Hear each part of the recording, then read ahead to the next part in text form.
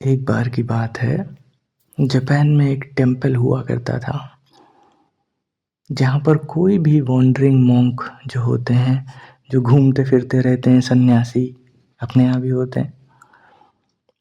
तो कोई भी ऐसा सन्यासी वहाँ पे आके रुक सकता था। अपना रात गुजारनी है तो वहाँ रुक जाए, कुछ दिन के लिए स्टे करना है, कुछ दिन के लिए स्टे कर ले और फिर अपनी यात्रा पर आगे जा सकता है। लेकिन एक शर्त थी वहाँ पर रुकने की। वहाँ पर रुकने के लिए जो वहाँ पे रह रहे हैं ऑलरेडी, उनसे उसे शास्त्रार्थ करना पड़ेगा।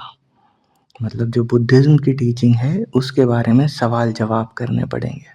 अगर वो उसमें जीत जाता है तभी उसे वहाँ रुकना अलाउड होगा, और अगर वो उसमें हार जाता है तो फिर उसे अपने रास्ते चले जाना पड़ेगा, उसे वहाँ रुकने की जगह नहीं मिलेगी।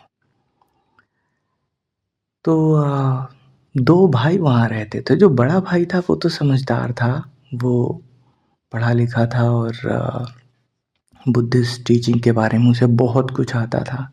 लेकिन छोटा वाला था वो एक तो बेवकूफ़ था, बिल्कुल ही बेवकूफ़ था, उसे कुछ भी नहीं आता था, कोई बुद्धिस्ट टीचिंग्स के बारे में उसे कुछ नहीं पता था। और दूसरी बात, वो बेचारा काना था, उसकी एक ही आँख थी, उसके दोनों आँखें नहीं थीं। तो अचानक से एक साधु आया, मॉन्क, और वो उसने दरवाज़ा खटकाया।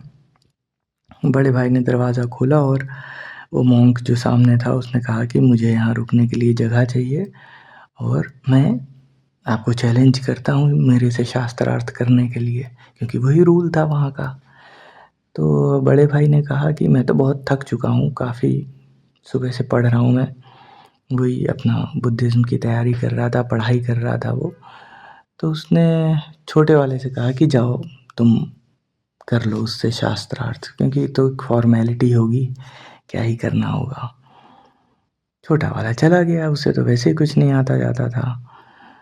तो थोड़ी देर बाद वो वहाँ पर आया सन्यासी और कहता है कि मुझे इजाज़त दें, और तुम्हारा जो छोटा भाई है वो तो बहुत ही ज़्यादा ज्ञानी है, और भाई उसने मुझे हरा दिया, तो मुझे जाना पड़ेगा अब।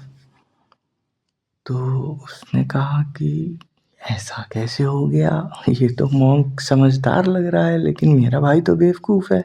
उसने बस अपने भाई से इतना बोला था कि go and debate in the silence, कि मतलब जाओ चुपचाप रह के डिबेट करना, मतलब साइलेंस में मौन रह के डिबेट करना, ऐसा कह के उसने भेज दिया था।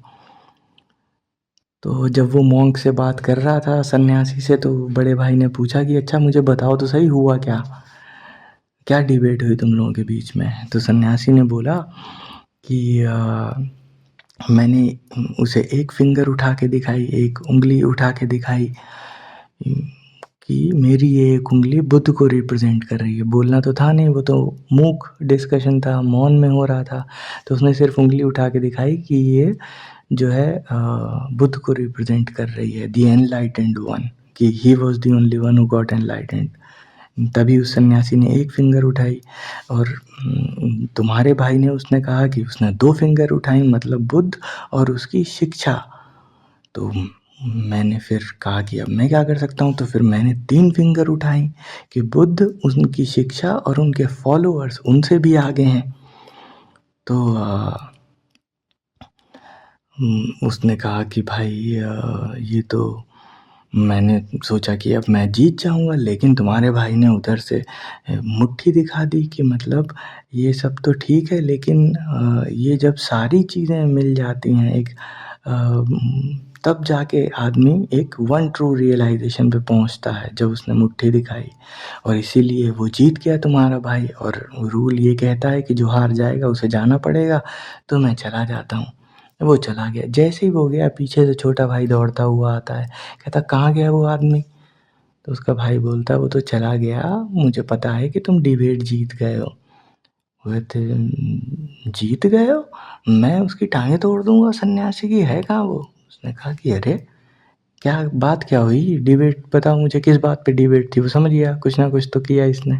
उसने कहा डिबेट किस बात पे थी, जरा क्या डिबेट हो रही थी, समझाना मुझे। तो छोटा भाई कहता है कि जैसे ही वो अंदर आया सन्यासी, वो मुझे उँगली उठा के दिखाने लगा। मुझे लगा ये मेरी बेइज़्ज़ती कर रहा है कि मेरे पास एक ही आँख है। तो मैंने उसे भाई कांग्रेचुलेट किया, उसे कहा कि चलो ठीक है, मेरे पास एक आँख है। मैंने 2 उँगली उठा के दिखाई कि तुम्हारे पास तो 2 आँखें हैं। तब उसने और मेरी इंसल्ट कर दी, उसने 3 उँगलियाँ उठा के दिखाई कि हम दोनों को मिला के सिर्फ़ 3 ही आँखें हैं, मेरी 2 और तुम्हारी 1। बोले तब मुझे गुस्सा आ गया, तो मैं घूँसा उठा के उसे मारने दौड़ा, तब तक वो उठ के चला आया। है कहाँ पे वो? तो बड़ा भाई बैठ के मुस्कुराने लगा और कन्वर्सेशन ख़त्म हो गया।